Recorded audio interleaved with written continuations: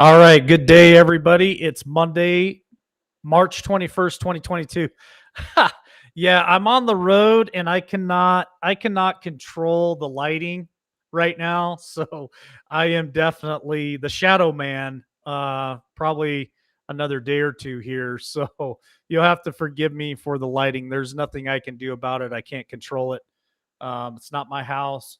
So anyway, man, a lot of stuff to talk about today, and we're gonna just jump right into it. I've got some conversations going on today that you guys are gonna find very, very interesting in the next couple of nights when we do the late show at 8 p.m. Eastern Standard Time. I'm telling you, I'm a a skeptic about things, and there are some things that I want to share with you that will just absolutely blow your mind. So stay tuned right here on Facebook, Twitch, and YouTube at 8 p.m. Eastern Standard Time in the next couple of nights, because there are some things that are going to show you that is just going to make you go, uh huh. So anyway, let's hit it. We have been asking questions. Where is Anthony flip flopping Fauci? Well, he resurfaced in the news again yesterday. So we have to be prepared to reinstate some restrictions for the COVID variants. So here we go, folks. We're talking about it again. It all of a sudden disappeared, but this guy here and the WHO, they're gonna stay the course and they're gonna keep pushing it. So the National Institute of Allergy and Infectious Diseases director Flip Floppin Fauci said on ABC's This Week that the new variants of the sickness could cause America to reincite some restrictions. He starts discussing the BA.2 variant and that the degree of transmission average over the original Decepticon. I like to call it the Decepticon because that's exactly what it is. Anyway, it goes into some numbers. I brought this up real quick because I wanted to show you guys. This guy wants this to last forever. And until the rest of America stands up and says, nope, not having any part of it. I do not comply. I will not consent. I'm not wearing the masks. I'm not taking the vacations. It's over. The if the people that are continuing to do this, they're allowing this right here to happen. And the rest of us, we're already awake, and we're not going to put up with it any longer. So there he is. He's still in the news. So let's talk about the next thing that I wanted to put out here, which is the UN chief says endure high gas prices for the good of the planet. Now I won't read too much about this either because this guy is absolutely insane, but they're telling us right now that the pain at the soaring gas prices must be endured because any wider embrace of fossil fuels is an alternative that is madness, end quote, and threatens the global climate targets, the UN Secretary General continued to say on Monday. So they're telling us that for the good of the planet, we should have to endure all these high fuel costs because by 2040 they want to cut carbon footprint in absolute half, 50%. 50%. It's madness and it doesn't even make sense. It won't work. Um, these guys are out of their freaking minds, to be honest with you. So, of course, President Donald Trump got us out of the Paris Climate Agreement. And day one, when old Joey got in, he signed us right back up for it. And here we are again. We're dealing with nonsense. So I just thought that I would point that out to you guys. And of course, these guys are pointing the finger at us as they're climbing off of a private jet. You know, they fly all around the world. John Kerry is another one, the climate czar for the United States. He flies around on all these private jets and then points the finger at us and says, hey, you know, we need to reduce carbon emissions while these guys fly around all over the world. and point the finger at us. So anyway, I just thought that would be something you might be interested in, is continue to endure these high gas prices for the betterment of our planet. All right, the next one, let's talk about this. Peter Schweitzer. Now, I brought this up a couple of times, but listen to what I'm about to say. Um, Schweitzer, Hunter Biden's laptop story goes straight to the president. Well, what's he talking about? But this week on Fox News Channel's Sunday Morning Futures, with Breitbart News senior contributor Peter Schweitzer, the author of Red Handed: How American Elites Get Rich Helping China Win.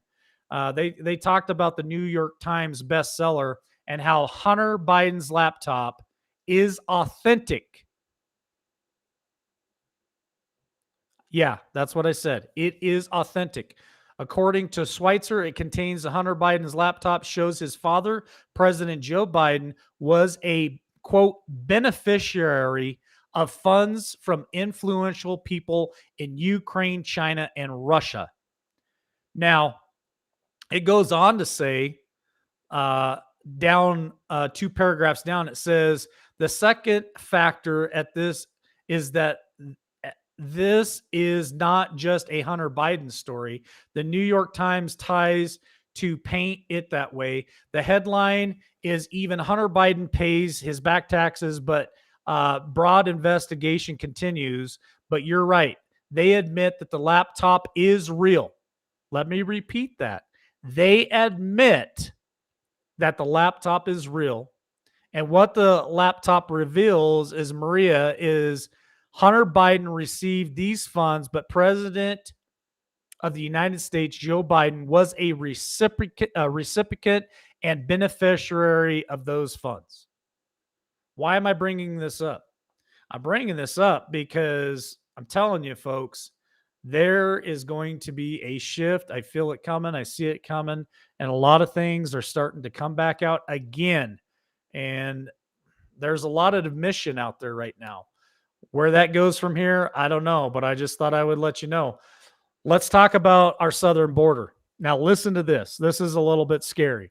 Texas Department of Public Safety says this year is going to be catastrophic on the border, worse than 2021.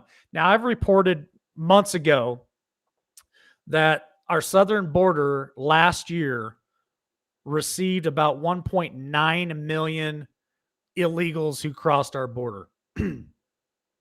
Now, this public safety lieutenant, Christopher Alvarez, said that we thought last year was complete chaos on the border, but this year is going to be catastrophic. They're already projecting they had 397,000 encounters in 2021. They're projecting that they will have 837,000 encounters this year. And why I'm bringing this up is he says, quote, and that goes to show you that there's no plan or strategy from the federal government or any intentions on taking care of our current border situation to protect the American people and to take the place right now. It's just, so this dumpster fire, which is called the Biden administration, continues to burn out of control. And it is a matter of national security, this lieutenant is saying, not just for Texas, but for the entire country. This is a national security threat. And this administration is not doing anything about it. They're just letting it run rampant. All right, next headline, we're going to talk about China and Russia. China, quote, pushing a major country into a corner. China blames NATO expansion for the Ukraine war. So what are they talking about? Well, NATO is constantly out there trying to consume more and more countries to sign up for NATO and expanding their reach across the globe. Well, Russia is pushing back right now. They don't want NATO around them. And so that is part of the invasion of the Ukraine is, in China's opinion, is to push back on that. Now, Russia has been using supersonic missiles, hypersonic missiles, and they are claiming that they can hit pretty much anywhere within 1,200 miles in 7 to 8 minutes with those missiles. It's a little alarming. So we're going to touch on that here in a couple of minutes. So that's another headline here. Um, it's just a lot of stuff in the news right now that I'm paying attention to. In my opinion, it's kind of setting the stage for what's about to happen. So pay attention to that, folks. Let's go a little bit further into that. And let's talk about our problems here at home with our energy crisis. So, Representative Ralph Norman, Ukraine conflict shows why U.S. energy development is a national security priority. Now, we've talked about security risk on the southern border just a few minutes ago. This is another national security risk right here. This is being reliant on so many foreign countries for our energy. That's not what Trump did. That's not what Trump was about. He wanted us energy independent, and for the first time in many, many decades, we were, until this new regime, this new whatever you want to call it, got control of the White House, and now we're out of control. So the conflict in Ukraine has exposed how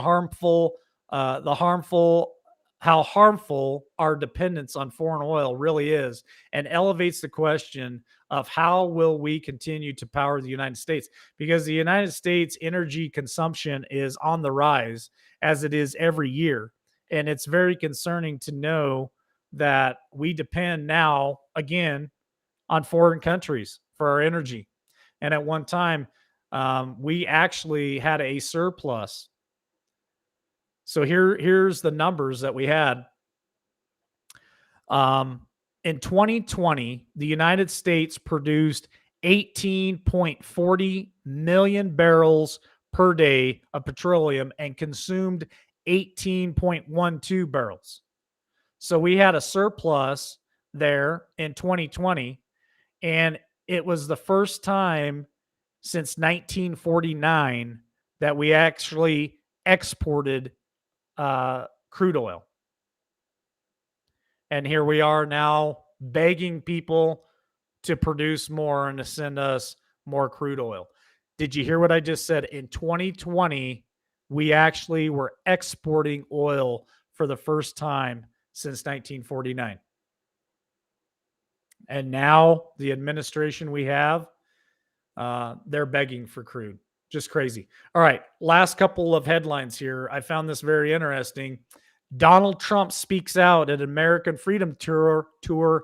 I will be back. So thousands packed the Florida Live Arena in Sunrise, Florida, Saturday to watch former President Donald J. Trump speak during the American Freedom Tour. Now, here's some quotes during that rally that I thought was very interesting. The crowd was abuzz in anticipation of Trump's remarks. In a tweet, Taylor Burdak, communication director for Save America and Donald Trump, said that one supporter equated the event to an Elvis concert. I found that very interesting. But here's something that I wanted to bring up that Candace Owens said. Let me drop down here. So Candace Owens said this. She said, she explained COVID as, now listen to this, a quote, as a government virus, and that the fear of the virus is the mechanism that is used to control the masses. Now, I just find it very encouraging that people are putting more and more statements out there, more and more people are standing up, calling it for what it truly is. And Candace Owens is just one of many. But I'm telling you guys something. I'm telling you right now, there's a shift coming, and it's not going to be good for the other side. So let's hit the next headline. Let's talk about what the United States did during the Trump administration and is now doing during this administration. The U.S. government offers a $5 million reward for information on Russian oligarchs' assets. Now, what's this talking about? Well, potentially a $5 million cash reward is being offered by the U.S. government to Americans delivering information leading to the seizure of assets directly linked to Russian oligarchs. The Seize and Free scheme launched Wednesday is part of a guidance dubbed that this is coming directly from our U.S. Treasury. Where do we have the money to even put this kind of reward out? Seriously. But what it's doing is it's tying people to Russia, and anybody who is on United States soil that has boats, cash, um, real estate, anything, they're going to seize it from them. And so they're hoping that this is also going to put more restraints and restrictions on already Russia. And I really don't see this going anywhere, to be honest with you. I think Russia is in a position now where they don't care. And to take assets away from private citizens who are tied to Russia, is that really gonna affect Russia itself? I don't think so. I think it's just a money grab, in my opinion. All right, last headline here. Let's talk hypersonic. Russia claims future strikes are further strikes with hypersonic and warship launched cruise missiles. Now, they are taking claim to a few targets that have already been hit in the Ukraine near the Black Sea. They're talking about how they hit a fuel depot. They hit an ammunition bunker. Now, these things are the fastest missiles, rockets, whatever you want to call them on Earth. They can travel 1,200 miles in 7 to 8 minutes. And so, why is this a concern? And they actually travel 1,250 miles, 10 times the speed of sound. Why is this? Why is this important? Because that cuts your reaction time down to minutes. I mean, we used to talk about threats where we might have 20 to 30 minutes. Well, these hypersonic missiles now, and I'm sure Russia is not the only country out there developing them. I'm sure Korea has them. I'm sure China has them. I'm sure we have them, and other countries as well. Now your reaction time is cut in absolute half now with hypersonic missiles, and I find that disturbing. I find that something that definitely needs to be paid attention to. Now they've got a whole new arsenal in their hands that they can affect people with. So anyway, that's the headline hits for today. Thanks for joining us. I do have a Podbean later today at 3 p.m. Eastern Standard Time. If you guys want to hop over there and join us for Podbean. And then later tonight, I'll be back on here at 8 p.m. Eastern Standard Time. And tonight we got a good show. We got Snafu. So if you guys like Snafu, he's going to be on with me later this afternoon, this evening at 8 p.m. Eastern Standard Time, right here on Facebook, Twitch, and YouTube. And then the pilot is back on Podbean this afternoon at 3 p.m. So if you guys want to catch those two shows, I'm telling you, it's going to be a lot of information we're going to drop. And you guys just have a great day, and we'll see you here on the next one.